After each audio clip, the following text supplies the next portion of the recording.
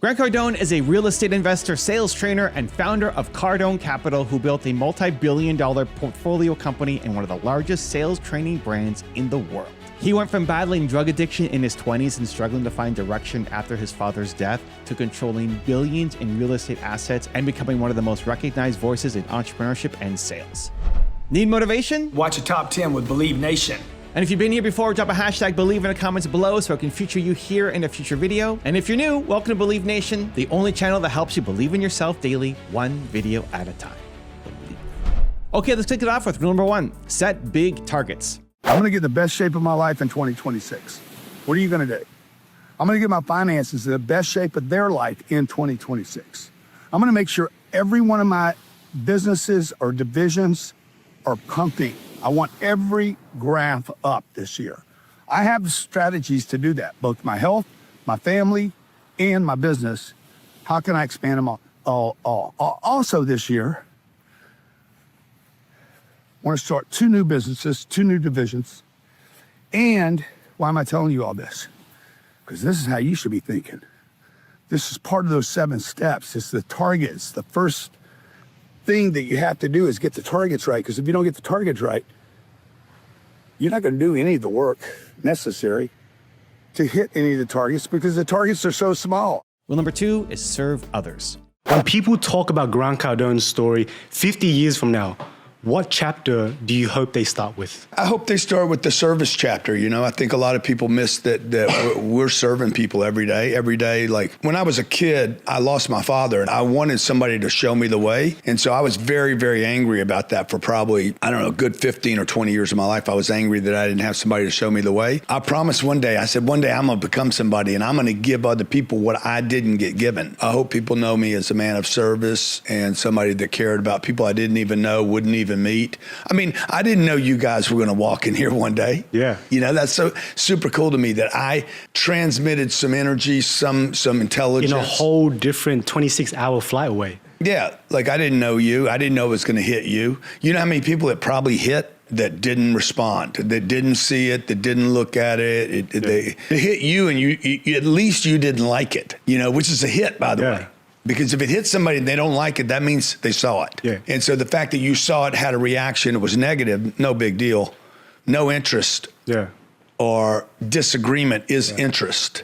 So that was cool. You know, that's cool that you saw it. And I hope other people, maybe when I'm not even here anymore, it's still transmitting on people to get them to think a little bigger. Rule number 3 is learn how to market. If you don't market, nobody knows you. If nobody knows you, nobody flows you. Nobody flows you, the income stops. If the income stops, you quit hiring people. You quit hiring people, my business gets bad too, right? Because the economy gets bad. It's the wheel of success. So you have to learn how to market. You have to become a marketing genius. I'm telling you, you cannot delegate this. You can't give it to a company. The number 1 job of the CEO at your company, the owner, the boss, is to market yourself. To market yourself through success. I recently got rid of somebody in my company. Guy did a decent job. He was like, why are you getting rid of me? I said, because you didn't do an exceptional job, bro. He's like, yeah, but I did this and this and this. I paid you to do those things. And the problem is you've had so much turnover in your department that you're just giving me problems constantly. I don't want the turnover in that department. I want to know who's in this division. I want to walk in and recognize their faces and not walk in and say, I'm not going to even learn their name because they won't be here long enough. Okay? You're losing people. Okay? So I don't want to do that anymore. I did it 3 years with this guy. I don't want to do it anymore. Now that's a step. That's part of the success wheel. You have to know when to get rid of people. You also have to know how to bring people into your organization through your marketing. Marketing is not just for sales, it's for marketing to people and internally to make sure your people are excited and building a strong culture that's excited about your business. Rule number 4 is keep showing up. What's the hardest moment in your 20s when you thought it was over, you thought you was going to quit? When was that? I mean, there was a lot of them, bro. Like just one. Just one? You just want one? Just one. Your time is valuable. Yeah, I mean, but there's not one. Like, I want everybody to know, like, there's not one struggle. You know, there's not one moment that you break through. There's like, you just got to keep showing up. Like, I'm still showing up today. I asked my daughter on the way over here, I said, you think we're going to make it? And she starts playing the music to Succession. Rocky. No, the Succession music. She's like, oh, yeah, we're going to make it. My daughter's 16 years old, and she literally told me this morning, she's like, I think more about how to make this the next level. So the point is, like, I think the struggle is always there, the wonderment, the curiosity, hopefully, but the not knowing. You don't know. Nobody knows if you're going to make it or not. And so whether it was me trying to become, you know, I'm going to college and I'm like, am I going to even pass college? Like, am I going to pass this law test? Am I going to pass this accounting test? I didn't prepare for it. I didn't study. So I'm like, you know, there's probably a 70% chance that I can pass this test without studying, which is what I did. But, you know, I wasn't learning anything. And then when I had my drug problem for 10 years, I'm like, am I ever going to be able to quit this drug, you know, and stop using drugs? And then one day I finally did. But you don't know, you know, you bad relationships, you know, you're with somebody that you're like, I'm in a relationship, I like this person, but I know it's not going to work. There's a million things that happen in a career. And I just would tell everybody, don't make too big a deal about anything that's happening to you right now. You're going to look back later, hopefully, and you're going to be like, that was nothing. What was I even worrying about? Because if the dream's this big, you know, the thing you're in right now is probably not a thing. What do you keep reminding yourself every time you go through those struggles? Don't quit, man. Just don't quit, man. Don't quit. If you don't quit, you can win. The only way you lose this game is quitting. Also, if you want to take real action after this video, I made a free worksheet just for you. It covers the top lessons from today, gives you space to write your biggest takeaways, and helps you build a simple action plan. It's 100% free. Just click the link in the description to go grab it. I'll see you there. Rule number 5 is fulfill your potential. I grew up, my dad died when I was 10 years old. My dad was busy at work all day long, okay? He had 5 kids to fund. At 48 years old, he had his 4th and 5th kid coming. They had planned out their kids and their budget. This is back in the 50s, right, when you're managing money. And people were responsible back then. And my dad's going to work every day. It's a single earner household. Mom's taking care of the family. Bang, she finds out she's pregnant with twins. He's 48, he just lost his job. Stress in the family. He's trying to figure out how is he gonna make all this work. This was not a plan. Anxiety. 10 years later, my dad dies of a heart attack, of bad heart condition. And now my mom has to figure out how 5 kids get funded, no income. So there's stress in the family, right? There's a lot of stress and anxiety. And then I lost my dad. 10 years later, I lost my older brother. I get involved in drugs for 10 years. And then at 25, they're like, oh, dude, you're manic, you're ADD, you're ADHD, you're bipolar, you're an alcoholic, you're a drug addict, you have a chemical imbalance, you have a addiction personality syndrome into the genetic. I'm like, you guys you hadn't looked at my genetics. How would you know anything about my genetics? You haven't taken a blood test. All these labels. They took me, you know, I wanted to get off of drugs. They put me on another drug. I think it was called, I don't know. It was one of those drugs they approve of, like a Valium. You know, it's supposed to calm you down, filter everything, slow your thoughts, take a moment. You react too quickly. Well, this is what I know today, okay? For you guys that are suffering from depression or any of these problems with focusing, you might not have a disease. In fact, you might have something that's called a gift. I believe this today with 100% of my beingness, that I have a gift of being warned. Depression. God warns me when I'm not fulfilling my potential. Okay, just consider this. And I'm not giving you medical advice, by the way, neither are they. They're just repeating a bunch of bullshit so they can sell you a drug and keep you a drug addict. I'm not giving you medical advice, and I'm telling you, they're not either. They're just regurgitating a bunch of garbage that hadn't been proven. And if you're suffering from one of these things, the ADDs, any of the labels, okay, just go back and ask them. The guy that gave you the label, go back and ask that dude, hey, bro, show me how you validated that, Okay? Well, and then they're going to start doing this well stuff. I guarantee it's going to open with well. Well, it's in this book. Really, what's in the book? Okay? By the way, if I put him in the book, I'll find he's got a disease. They didn't do a blood test. They didn't do a chemical test. They didn't do a hair test. They did nothing. There is no gene test for any of these problems. Okay? America has more depression than any other country on planet Earth. Why? Because we sell it to the Americans every day. All you got to do is turn your TV on. 2 out of every 3 ads. 2 out of every 3 ads on Fox, CNN, CNBC, MSNBC, ABC, NBC, CBS, or pharma ads. Do you have depression? Do you suffer from anxiety? Do you have stress? Yeah, I have stress, bruh. Okay, I'm down in the gym right now. I don't want to be in the gym. I know I should be in the gym. I should be working out, but I don't. I work out 2 days, and then I can't follow up. Okay, I was excited about my workouts at the beginning of the year, and now I can't get in there. Is that depression? No, it's not depression. It's an indication. You don't feel good about yourself because you're not doing the things you need to do. Consider this depression or anxiety as a warning from God. Hey, get busy. Get back on purpose. Get back to work. Get back to doing shit you don't want to do, okay? See, if I'm anxious about a speaking engagement, it doesn't mean I have anxiety. It means go practice, bro. Go practice it. Go do it. Like, how would you not have anxiety about something you've never done before?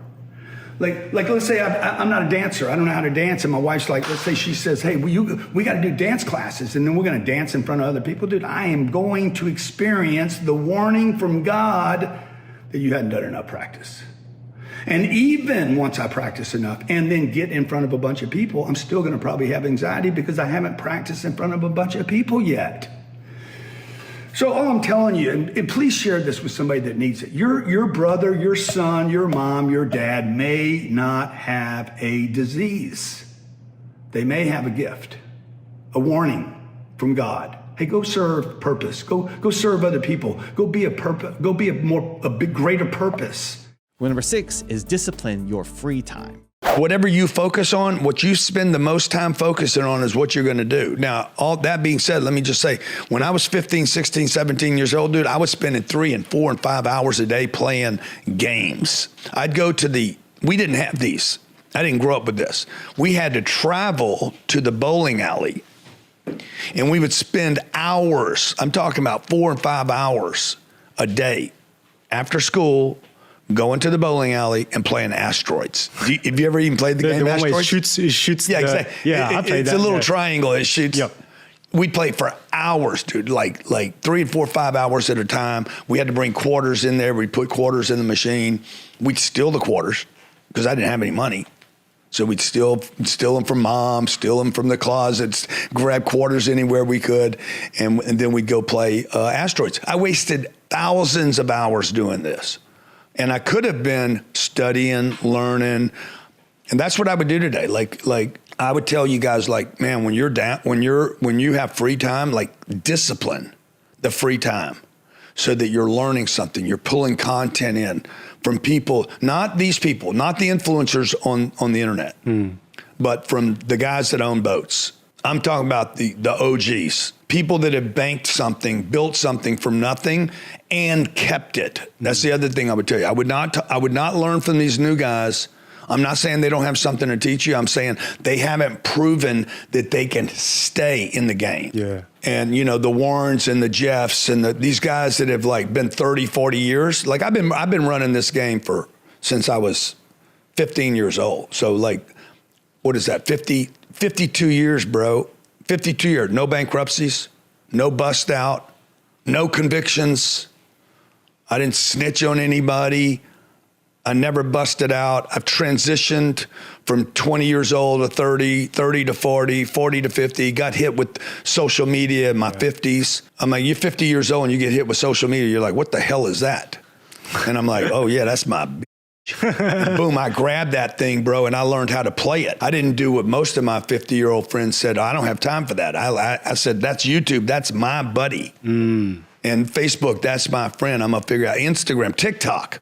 Rule number 7 is keep on hustling. Saving money is ridiculous. You guys shouldn't save your money. You should take your money. Like, this is what the game I've been playing since I was 31 years old, and nobody knew I was doing it. I was calling on you guys, getting money from you, and you were funding all my real estate. And that's why I was hustling so hard. I was doing 300 days a year. I'd get $5,000 from you, $4,000, $9,000, $3,000, $2,000 on any given day. The price could have been anything, you know. If I needed a real estate deal, I'd call you guys. Hey, man, buy some of my you know. Well, what is it this week? Oh, it's a G-Pod, you know. Anybody buy a G-Pod from me? G-Pod was basically what a G-Pod was. It was Apple came out with the little tiny thing. Nano. Yeah, the Nano. So I took all my videos, put it on the Nano, and called it a G-Pod. This is in 2010, man. Half of you guys were out of business, okay? I said, you got to get the G-Pod, the new G-Pod, man. All my videos are on the G-Pod, right? And so some of you guys would buy it. I'd take the $9,000 and I'd invest the entire $9,000 in real estate. All of it. Always broke. Never had any money. Didn't have fancy cars or Gucci or nothing. I wasn't traveling. Anytime I'd travel, I'd come travel to you. I'd go up to Winnipeg in Thanksgiving because we didn't have Thanksgiving in Winnipeg. The Canadians don't do that there, so I'd go there, pick up a bag, come back, buy some American real estate, and just bury it in a real estate and stay broke all the time. Rule number 8 is take action. This is a cycle of a business. I'm going to take one little idea and I'm going to turn it into a business. $80,000 a year to go to Stanford, Harvard, MIT, or Yale and never learn this process. This is a true story. I'm gonna write the Millionaire booklet. Watch what I do. I'm driving home from downtown Miami. It was a charity event, and I gave some money to help this charity that night, and I'm driving home, and Elena's like, I'm so proud of you, Grant. You did such a good thing tonight. I get home, and I'm like, I'm gonna write a book tonight, How to Become a Millionaire. Most of you would sit down and start writing the book. What I did next was write an offer. I'm like, okay, this book is gonna be $19.95.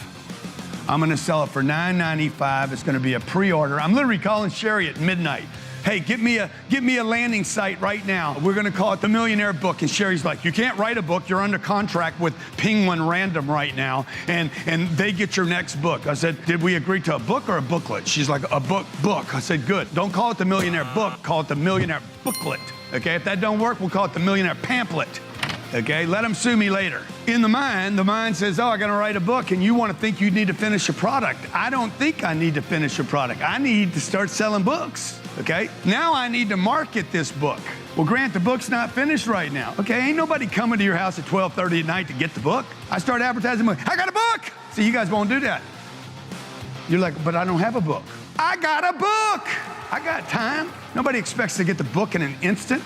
I had a landing page up. See this landing page? We added the video the next day. So idea, offer, market. Notice I haven't written anything. Now I'm gonna sell it, I'm gonna close. The 5th step will be to deliver a service. So what am I gonna do here? Right here, you gotta write your book, okay? I have this idea at 11 o'clock at night. At 11:20, I think we got our first order, 20 minutes after it. And then I go online and say, hey guys, if you could help me translate my new book into Arabic, Hebrew, can you please do this for me? And I'll give you credit for the translation. 38 languages in 30 days, and I paid a whopping $0. More importantly, I got the word out on this new book. Now I got to write the book. By 1 o'clock in the morning, 1 a.m., the book was finished. Now you're like, man, how do you write a book so fast? Because I was selling books fast. Honesty, integrity, and ethics, they have power. I commit to people by accepting their money. The moment people start giving me money, I'm like, oh, I got to deliver now. If you're a good person, you should have good things coming your way. If you don't have good things coming your way and you're a good person, that's because something in your business cycle is broken. Rule number 9 is work hard. You know, this concept of work, that the wealthy don't work hard. I hear this constantly. You know, rich people don't work hard, you know. Rich people work smart. That you gotta be kidding, right? Rich people take all the vacations. It's not true. Rich people don't take all the vacation. The vacation industry literally is built off the middle class, not the wealthy. Now, you might not like this concept, but I'm gonna tell you the truth. This is a report that just recently came out, okay? One of the most controversial issues surrounding inequality is work effort. This is a concept of why do the rich get richer and those people that don't have or don't have enough keep sliding down the scale. And that's what I do in these grant rants is I'm talking to the middle class about, look, do you see it disappearing? It's going away, okay? The middle class is getting erased. I came from the middle class and I see what's happening to it. What we used 20 or 30 years ago or 40 years ago to build a middle class is not working for us today. For instance, work hard, okay? You see there's this concept that no, you don't need to work hard, you just need to work smart. If you work smart, get the right connections, you'll get rich. That's not true. This is what it says in this article. I found this in the Wealth Report. Do the wealthy work harder than the rest? You might want to Google it. A new study offers evidence that higher education and therefore higher earning, okay, Americans do indeed spend more time working and less time on leisure than poorer income groups, okay? It's been validated in this study. It says, in fact, while income inequality may be growing, which it is, leisure inequality, time spent on enjoyment, okay, time spent on enjoyment is a growing in a mirror image. What is that saying? People that are actually making less money and less wealth are actually spending more time in leisure. Why? Because of myths. You were taught a myth. You were taught this concept of enjoy my life. I got to enjoy my life. I need to enjoy the day. The wealthy don't think like that. I'm telling you, the most successful people don't think about enjoying life. I got to enjoy. They think about luxury, man. They think about the big bang. They think about the big, big win, not the little 2-day vacation. What they do is they'll suffer their whole life so that they can go on vacation later when there's wealth for 2 and 3 months at a time. You get it? Work hard, okay? Work hard. It is a myth that you're not going to work hard. I'm working harder today than I ever have in my life. Most people only work hard enough that they're always working. You get it? Most people only work so hard that they feel like they're always slaves. Remember this. Anytime you feel like a slave, you've let somebody else be your master. Do you know what I'm talking about? Junk. People buy junk. People go on vacations. People waste time, and they don't have any money. Don't let that be you. And number 10, the last one before a very special bonus clip, is study success. This is what I did for 25 years, from 25 to 51 years old. Spent my most valuable asset, time, to get money, terrified every second of every day. That's really what's driven me the whole time, was terror. Like, when you don't know, you're going to be scared. Yeah. So I'm going out to get money. I won't spend any of it because I'm terrified if I don't know how to get more. I'm worried I can't keep getting more. So then I'd get the money and then I'd rush off and spend my most valuable asset, time, again, to bring it to the bank. Yeah. And then they go multiply it. Dude, they're telling me to save it and they don't. And so when I quit listening to everybody that's got an opinion about money online, or my neighbors or my uncles, and I started saying, what are they doing? When I quit studying the influencers and started studying the banks, Goldman, JP Morgan, KKR, there's just an endless list of these guys. You start studying those guys. Study Elon. Elon doesn't keep any cash. He thinks the whole thing's a joke, which he's probably right. So what does he do? He reinvests everything. He's not paying debt off. He's accumulating debt. But Apple has debt, Google has debt, Facebook has debt, and they have cash reserves that are the biggest cash reserves on planet Earth. They could pay cash for everything, but they don't. Why do they get debt when they have all the cash?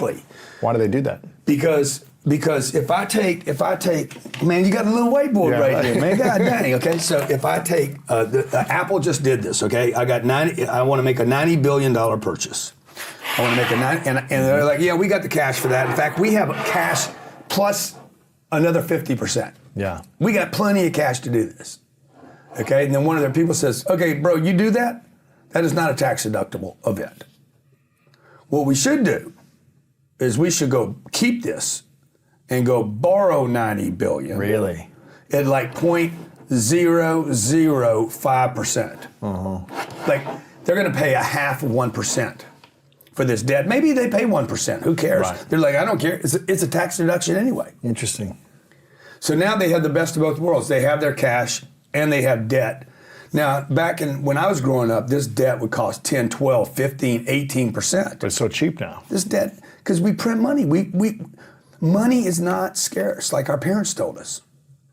Like, well, I was growing up, I bet you I heard at least from my mother, from the age of 10 to 15, if I didn't hear this 500 or 1,000 times, I never heard it once. We don't own the electric company. Turn those lights out, boy. I still have that going on today. My dad, my mom told me my dad would, because he worked so hard, dude. He was so like, oh, I finally got it. I finally made it. Now I got to protect it. He got stuck in the second piece, keeping it.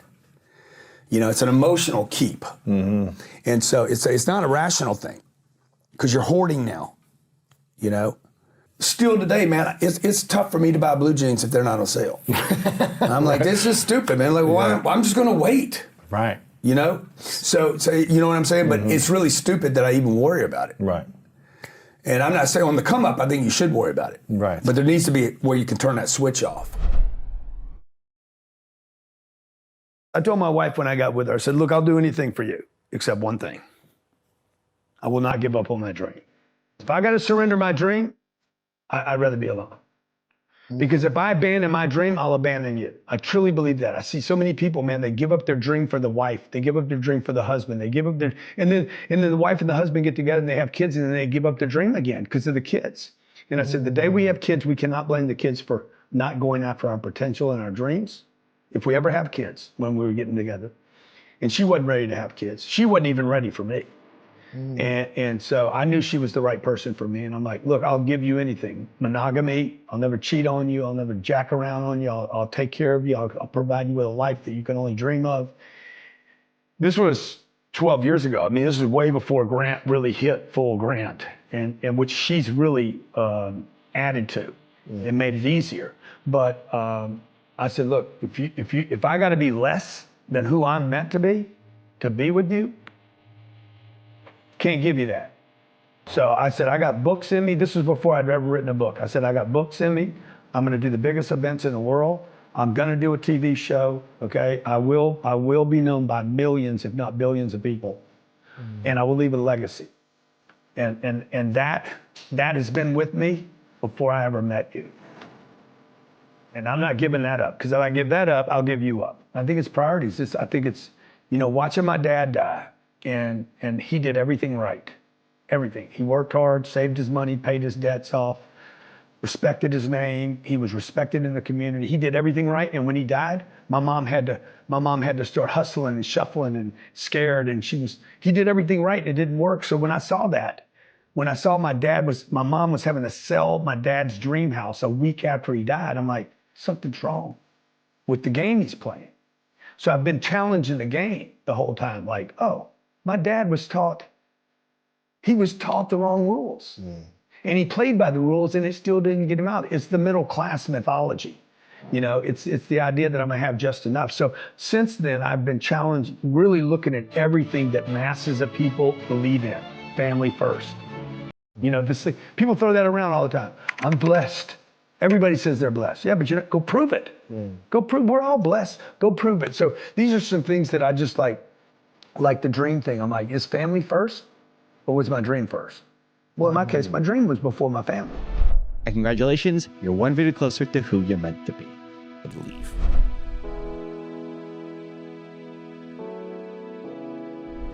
For 10 more amazing rules from Ryan Serhant, check the video right there next to me. I think you'll love it. Continue to believe, and I'll see you there. Ryan Serhant is a real estate mogul, TV personality, and author best known for his role on $1 Million Listing New York and as the founder of Serhant, a top real estate firm. He went from struggling to make ends meet as a young actor in New York City to becoming one of the